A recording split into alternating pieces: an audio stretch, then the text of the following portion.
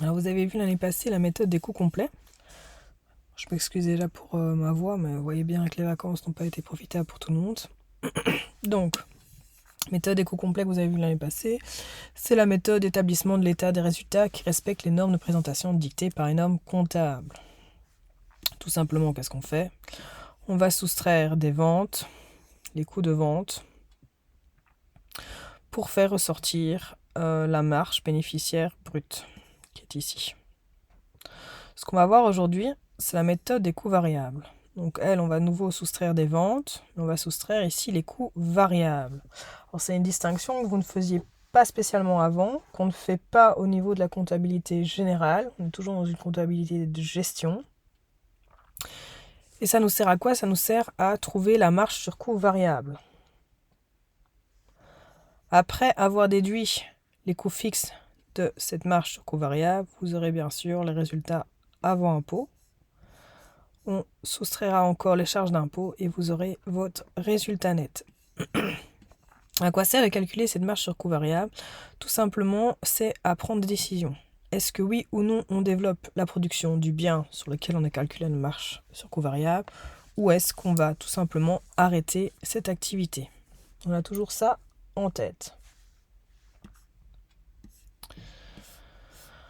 Alors, ici un exemple entre coût complet et coût variable. Donc vous avez une société Meubles Benoît ici. Meubles Benoît, qu'est-ce qu'ils ont fait? Ils ont vendu pour 125 000. On voit bien les ventes, que ce soit la méthode ici au-dessus des coûts complets ou des coûts variables. Vous avez exactement le même montant. On ne va pas trafiquer les montants non plus. On est bien d'accord. Ensuite, vous allez avoir tout ce qui est coût de vente. Alors les coûts de vente, ils sont tous les deux de 65 000. Hop, hop. Ce qui fait qu'ici, 125 moins 65, vous avez votre marge bénéficiaire brute de 60 000 $ ici dans l'exemple. Or, pour les coûts variables, on va extraire de nos ventes tous les coûts variables. Donc ici, j'ai les frais de vente variables qui se rajoutent ici à 12 350 €. 65 plus 12 350, 77, 125 moins 177 000, vous avez une marge sur coût variable de 47 650 $. Enfin, soit. D'accord. Si on continue notre coût complet, comme ça je ne vous perds pas. Donc marge bénéficiaire brute 60 000. Ensuite, vous avez, ici on les a distingués pour pouvoir bien les utiliser dans notre exemple ici au coût variable.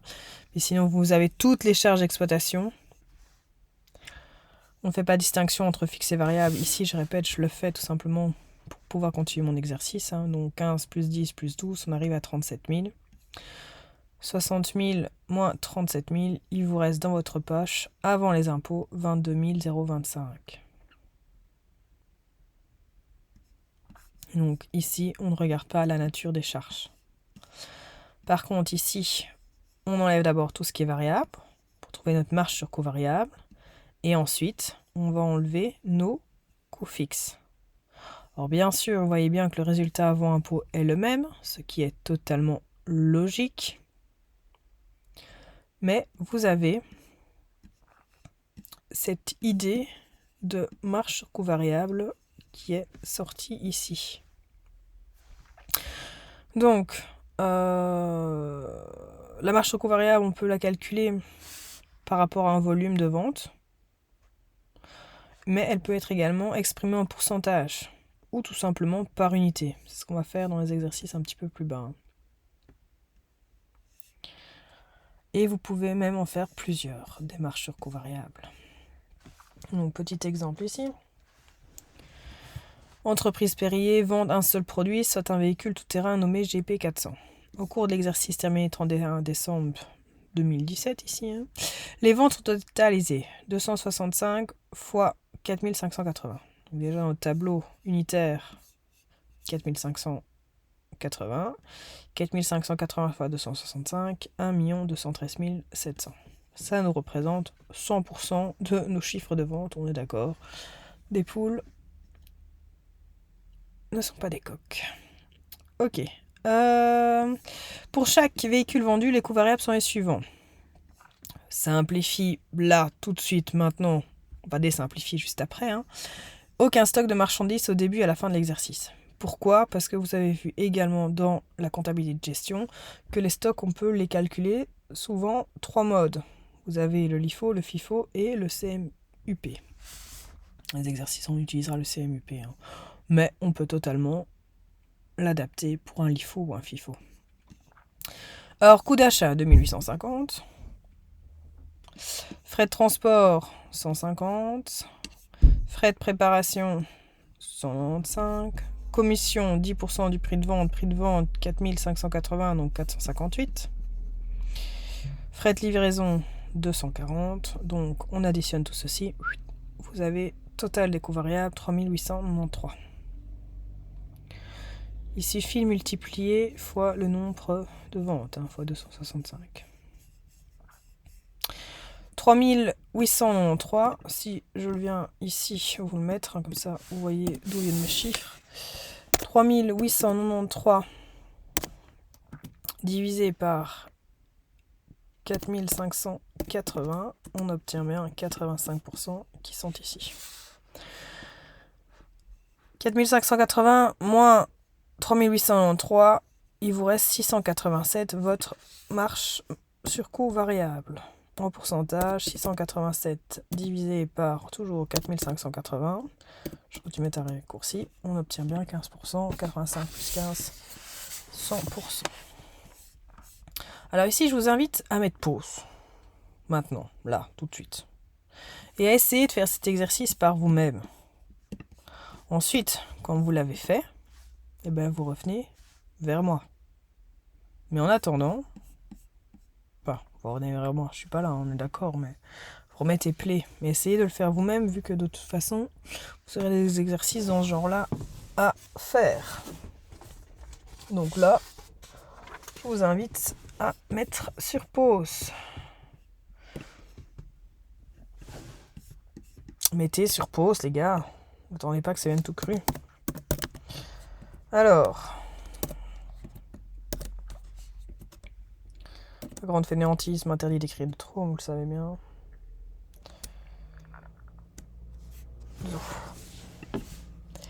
Pour corriger. Hop. Vente unitaire, voilier machin, soit un voilier de compétition de 4,8 mètres au cours d'exercice 31 décembre 2012, 22 bientôt. L'entreprise a vendu 110 unités à 5200 chacune. Alors moi, fainéantise absolue, j'écris 110, et vous avez 5200. Et là, fainéantise oblige de Madame Christians. Je ne le recopierai plus. Hop. On y est. Ensuite, on va calculer tout ce qui est coût variable. Avec le premier. Je vais juste mettre en gras les ventes. Le premier, ce sont les achats. Alors, on y est un petit peu. Avec un A, c'est quand même mieux. C'est en majuscule. Alors, coût d'achat, tout simplement. Ils vous disent que c'est 3450.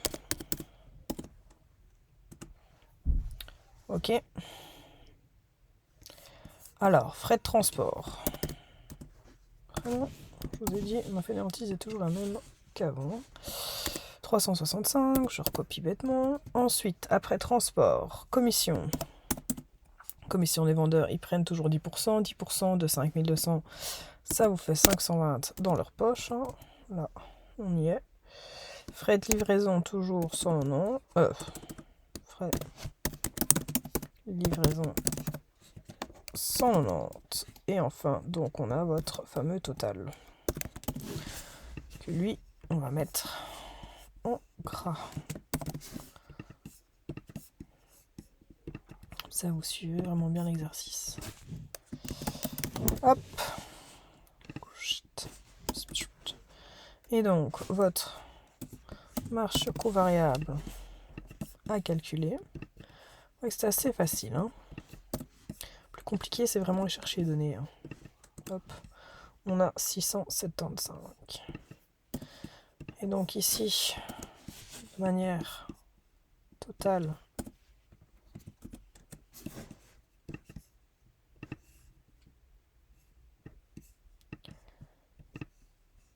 hop,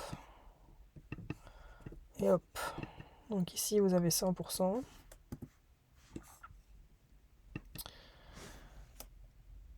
Divisé par 5200, hein, comme ça vous l'avez vraiment. Et tout ceci, je veux que ce soit en pourcent. Ok. Et donc ici, 4525 divisé par 5900, 87%. Et 675 divisé par 4900, vous avez bien 13%. Si vous l'avez fait avec votre calculette, vous arrivez à 12,98%. Donc là, on y est. Premier exercice fait. On continue donc. Qu'est-ce qu'on va faire? Eh ben, on va rajouter le stock. Comment on calcule le stock? Ici, on prend la méthode CMUP. Donc, vous allez prendre, par exemple, vous avez 20 en stock au départ à 10 €. Donc, vous avez un stock 20 x 10, 200 € au départ. Vous achetez... Je vais le mettre, hein, parce que sinon, je vais me perdre dans mon exemple. Donc, vous avez 20 au départ qui coûtaient chacune 10. On arrivait à 200. Vous en achetez pour 150, mais vous achetez à 12. Pourquoi il n'a pas descendu celui-là? Donc vous allez avoir au début 20 x 10, vous en avez pour 200. Ensuite 150 x 12, 1800. Donc vous avez un stock total de 2000. Et alors, pour trouver de manière unitaire, 150 plus 20, 170. Donc unité dans votre stock ici représente 11,76 €. Ça, c'est la méthode du coût moyen unitaire. Donc stock de marchandises au début plus achat net divisé par quantité disponible à la vente. Pour obtenir le coût moyen des stocks de marchandises à la fin, il suffit de multiplier ce qu'on a par ce qui nous reste en stock. Hein. Là, je pense que vous n'êtes pas des bébés, vous aviez compris l'astuce. Et donc ici, on va faire un petit parallèle donc, avec le coût complet et le coût variable pour deux entreprises, pour la même entreprise. Donc c'est Perrier. Les ventes des entreprises Perrier ont totalisé 270 unités à 4600 $ chacune. Au cours de ce même exercice, la société a acheté 267 véhicules. Voici les coûts variables unitaires. Chut. Notons également que l'entreprise avait 20 véhicules en stock au début de l'exercice au coût de 2695 chacun. Donc, la cocotte. Si on prend les données. Elle avait un stock au début de 20. Elle en a acheté 267. Et elle en a vendu 270. Très compliqué, hein. En résumé, il lui reste 17 en stock. Ah ouais, mais les prix. C'est bien un peu plus compliqué, ça. Ceux qu'elle avait en stock, ils vous le disent. 2625.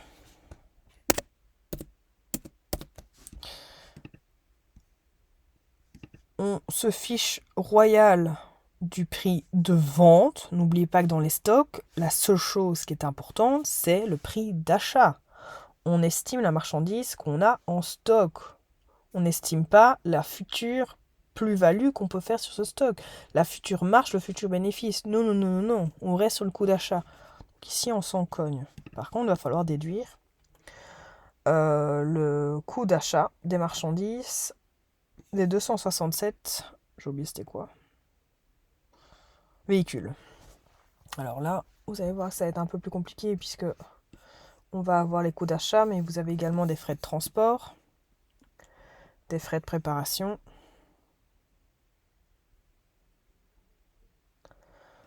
donc on a 2900 coûts d'achat, on a 160 à rajouter de quoi? De frais de transport. Et on a 200 de frais de préparation. Donc une unité ici, c'est 3260. Hop. Donc au départ, 53 200. 900. On en a acheté pour 879 420. Donc vous avez un coût total des marchandises de 870 plus 53. On est d'accord. Et il peut être divisé donc par le stock disponible qui va être ici de 287. Je laisse le 17 entre parenthèses. Donc 267 plus 200 plus 20. 287, c'est juste pour trouver le prix moyen. Donc ici, hop, on est là. Pour trouver le CMUP, vous prenez votre stock, divisé par la quantité qu'on a. Donc ça revient à 3220,62. On en a 17 en stock. Donc 17 fois le prix que vous avez calculé, 54 751. On arrondit. Ce calcul-là, je vous le montrais pour que vous ayez ici à côté la... Pardon, désolé. L'énoncé, mais il est repris ici en long en large. Donc pas de tracas si vous n'avez pas tout suivi. Juste à retenir ce chiffre qui est de 54 751. Alors, maintenant qu'on a fait cette petite note, on va pouvoir y aller. Marchandises, on en a vendu 270 à 4600. On a vendu donc pour 1 242 000. Stock de marchandises au début, on l'a calculé 53 200. Achat, frais de transport, frais de préparation, on les a calculés 870 420. Ça plus ça, on les a. Chop. Moins le stock de marchandises à la fin, il est ici. 1 242 moins 869, vous avez une marge bénéficiaire brute de 372 431. Ensuite, on rajoute les charges d'exploitation. Vous avez les frais de livraison, les frais de vente avec les 10% de commission, les frais de vente fixes et les frais d'administration fixes. 372 moins 360 000, vous avez un résultat avant impôt de 12 081. Même chose pour la méthode des coûts variables. Donc vente, c'est le même calcul, vous voyez bien que c'est exactement la même chose jusqu'ici. Sauf que on fait d'abord une première partie avec les coûts variables, 66 124. Donc on arrive à une marge de coûts variables de 182 000. Et puis on retirera tout ce qui est frais fixes. Vous avez bien sûr le même résultat avant impôt. Même chose ici, vous avez un petit exercice. Je vous invite une fois de plus à mettre la vidéo sur pause. Comme ça, vous allez pouvoir le faire et ensuite vous auto-corriger. Mais faites-le, comme ça c'est toujours plus facile après, pour pouvoir vraiment se corriger. Et le tableau, comme ça c'était plus facile. Vous avez vendu 120 unités à 5 300 € chacune. Donc P fois Q, Q fois P. Vous avez vendu pour 636 000 €. Maintenant, les coûts de vente. Stock de marchandises au début. Je l'ai oublié. Je ne sais plus comment on fait pour ajouter une ligne.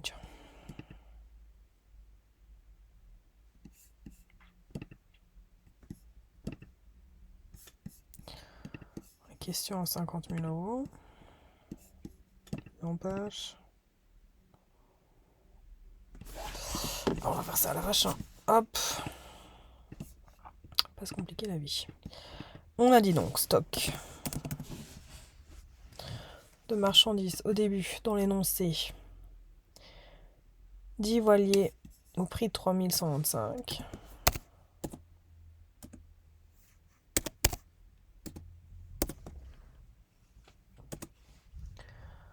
31 950.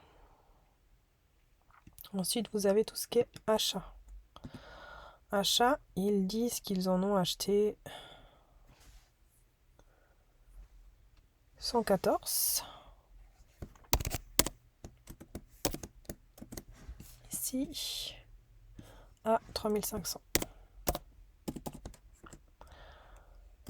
Vous avez des frais de transport, 114 fois 370.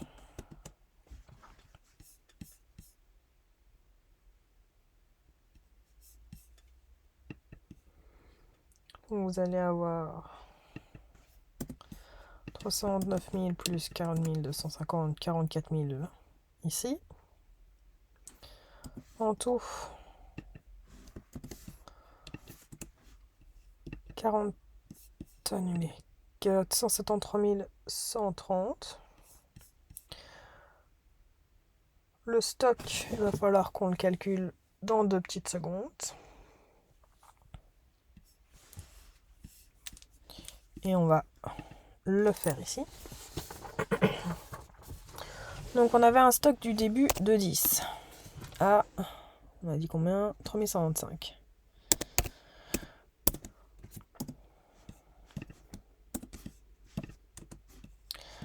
On en a acheté 114 et on en a vendu 120. On a acheté 114 à 3500 plus 370 pour les frais de transport. Hop, donc 3870.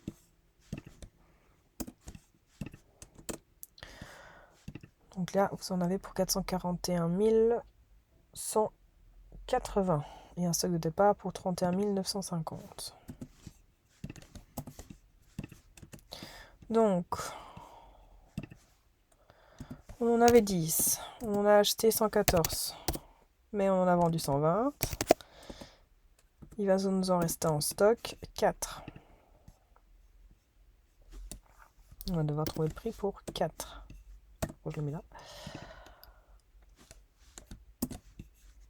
10 plus 114, c'est très compliqué comme calcul, on est d'accord, 124. Donc le prix moyen, le coût d'achat moyen d'un voilier est de 3815,56. Il nous en reste 4 en stock. Donc 4 fois ici. 152 000 divisé par 25,25. Je sais pas pourquoi j'ai divisé.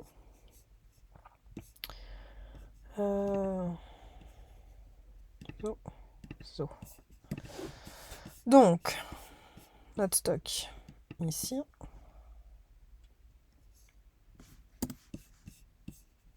Hop, il est là.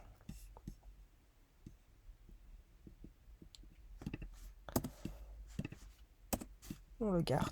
Il est ici. 45 000. 457 867,74. Marche sur marge bénéficiaire brute. J'étais déjà un peu plus loin.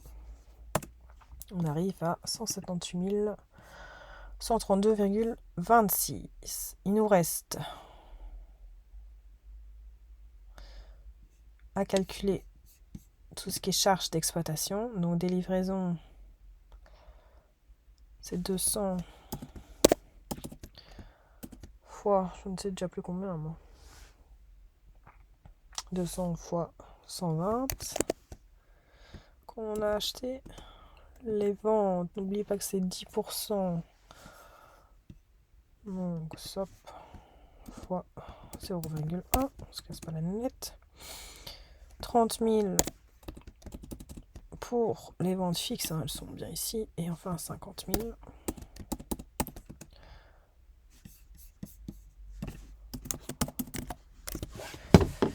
La somme de tout ceci. On a ici. Et donc, vous allez avoir votre résultat. J'ai tout décalé, moi. Soup. Le résultat. Ici, là, on est d'accord, c'est plus joli comme ça. de 10 532,26. Ça, c'est fait. Votre résultat avant impôt, version complète. Maintenant, ce qu'on aimerait bien également, c'est faire la version méthode des coûts variables. Donc, méthode des coûts variables, il n'y a pas grand-chose qui change. Ce qui fait que je vais pouvoir le mettre à côté. Alors, vous avez toujours le coût de vente,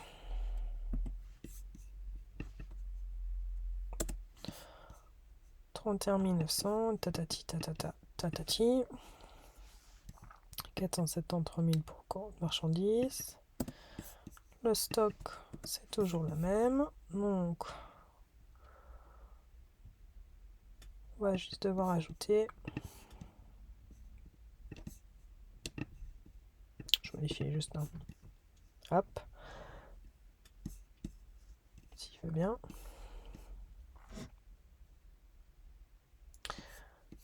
On va ici mettre les frais de livraison et de vente.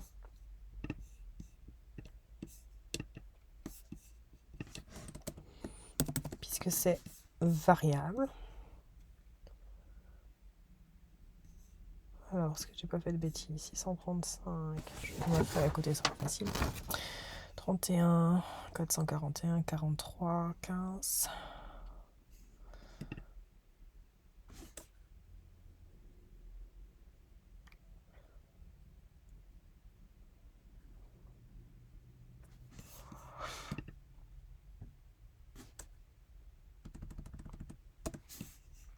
$636 000 moins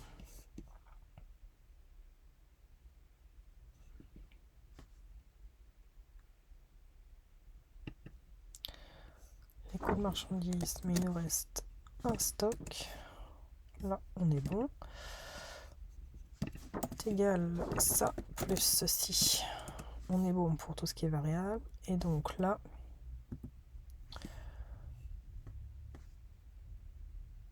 on va avoir ceci. Bon, cela. Et donc une marche sur coût variable de 90 532,26. On va rajouter tout ce qui est coût fixe. Là, soustraire, on rajoute au tableau. 30 000, 50 000. Donc là, je sais pas pourquoi je fais une bêtise là.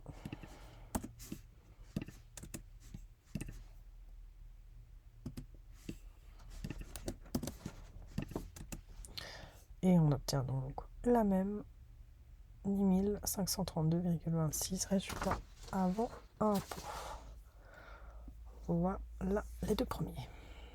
La marge sur coût variable, c'est ce qui nous reste quand on soustrait les coûts variables des ventes. Nous sert donc à couvrir les charges fixes. Deux petits exemples ici. L'entreprise Lozon, vente pour 495 000, coût de vente 141, commission des vendeurs, frais de préparation, frais de livraison, total des coûts variables 425 et moins 257. Il vous reste pour une marge sur coût variable 237 440. Si on prend l'exemple d'une entreprise de transport,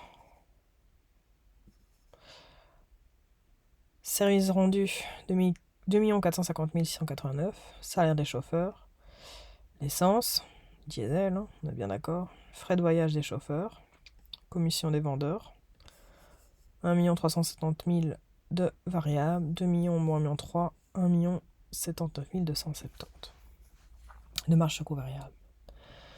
Pour calculer les pourcentages, tout simplement, donc les ventes représentent 100%, ou les services, ça dépend de quelle entreprise on constitue. Donc, vous avez ici, pour les camions, 2 450 689, ça représente 100%. Si on prend par exemple 1 371 419, ben elle, ça représente, divisé par le total, 55%. C'est plus joli comme ça, hop. Et bien sûr 100, sinon il y aura un souci. Hein. Et donc la marge sur coût variable, ce sera différent. Ce sera logiquement, si on ne s'est pas trompé, 44. Hein. Quand j'ai trompé, c'est recompé soit dans les soustractions, soit ici en recopiant. On a bien 44%. On y est, c'est ce qu'on dit ici. Hop, on y est. Alors, petit exercice qui est assez sympa. Moi, j'aime bien ce genre de petits problèmes.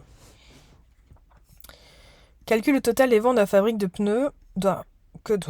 Calcule le total des ventes que la fabrique de pneus doit réaliser pour obtenir une marge sur coût variable de 40,5%. Donc là, c'est un petit peu l'exercice inverse. On vous donne ça et on vous demande de trouver le total des ventes. Donc ici, on a 312 548. Ici, on a 40,5. Alors, on sait que les ventes, ça représente 100%.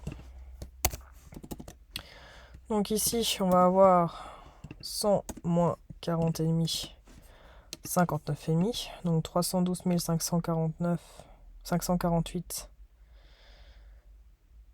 représente 59,5%. Pour trouver les coûts ici, tout simplement, si vous faites diviser par 59,5 fois 100%, une règle de 3, vous obtenez 525 290. Je regarde si je ne vais pas aller trop vite. Hein. On y est, on est bon, c'est tout bon.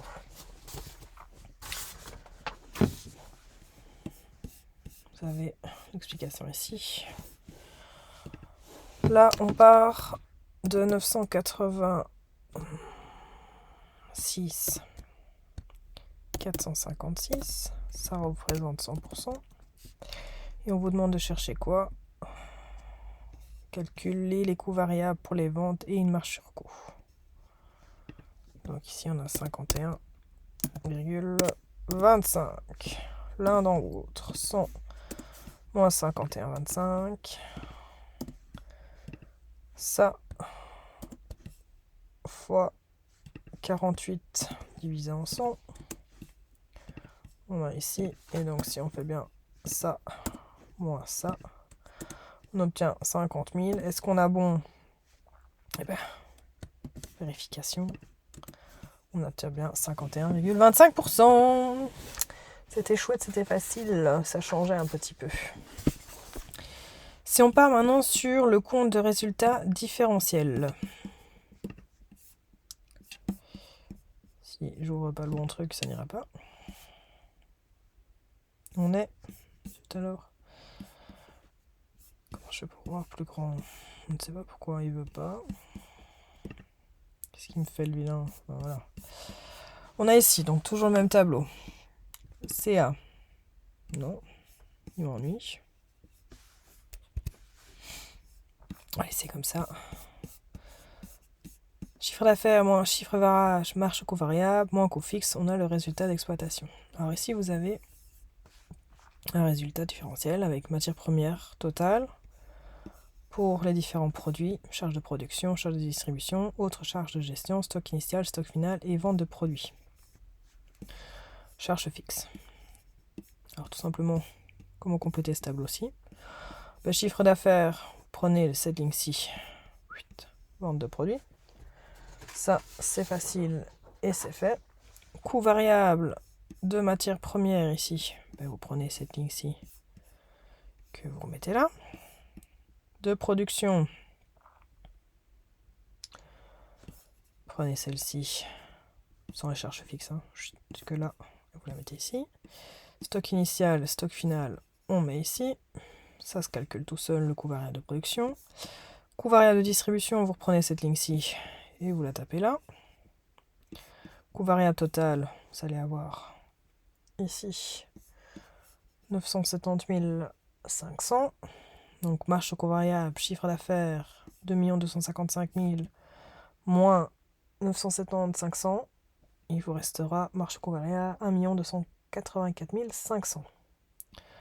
Pourcentage, donc vous prenez votre marge sur coût variable 1 284 500 divisé par 2 255 000. On obtient 56,96%.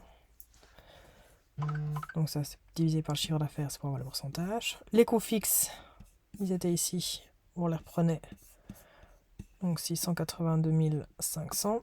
Et donc 1 284 500 moins 682 500.